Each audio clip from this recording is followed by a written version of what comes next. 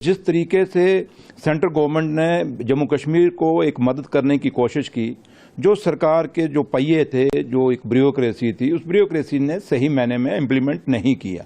और जब भी कोई डाटा मांगा गया या फीडबैक मांगा गया जम्मू कश्मीर की इस ब्यूरोक्रेसी से, इन बाबू तबके से, तो वो सही मायने में जो हकीकत है वो नहीं दे सके। और जब भी दिया तो उन्होंने जो डाटा सही मायने में जो हकीकत है वो डाटा वहां तक दिल्ली तक नहीं पहुंचा। और दिल्ली आज भी ये सोचती है कि जो हमने यहाँ से पैसा सेंटर से भेजा और इस ब्यूरोक्रेसी के जरिए वहाँ इम्प्लीमेंट करने की कोशिश की वो लग गया होगा। लेकिन अब जब हम आज से एक साल पहले जब जीत के आए, 12-13 महीने पहले जब जीत के आए, लोगों का जो वोट नेशनल कॉन्फ्रेंस को पड़ा और नेशनल कॉन्फ्रेंस के मैनिफेस्टो पे जो लोगों ने वोट दिया, उनका वहाँ से सेंट्रल गवर्नमेंट को समझ जाना चाहिए कि जो आपने जम्मू कश्मीर में भेजा वो नहीं मिल सका, इस ब्यूरोक्रेसी ये बाबू तबका नहीं दे सका।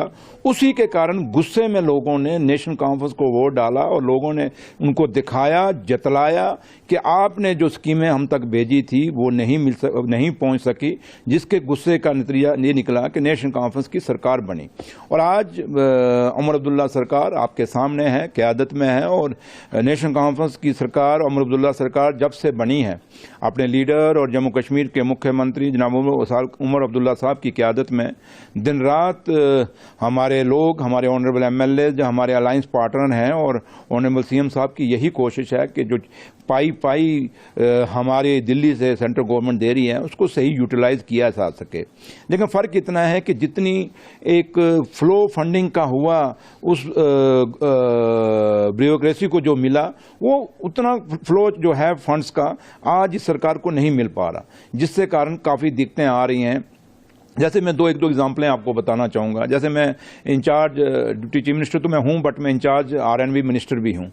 और as a RNB incharge RNB minister हमने यहाँ से नाबार्ड का एक प्रोजेक्ट यहाँ से पूरे जम्मू कश्मीर के लिए 1000 करोड़ का पैक बना के प्रोग्राम, जो स्कीमें ऑनरेबल एमएलए साहब को कॉन्फ्रेंस में लेके, उसमें बीजेपी के भी एमएलए हैं, कांग्रेस के भी हैं, नेशनल कॉन्फ्रेंस के भी हैं, आज़ाद भी हैं, हर पार्टी के, पीडीपी के भी हैं। तो हमने 1000 करोड़ का प्रायोरिटीज़ ऑनरेबल एमएलए से लेके हमने भेजा। बट वहाँ से क्या हुआ कि जब वापस आया तो हमें 450 करोड़ मिला।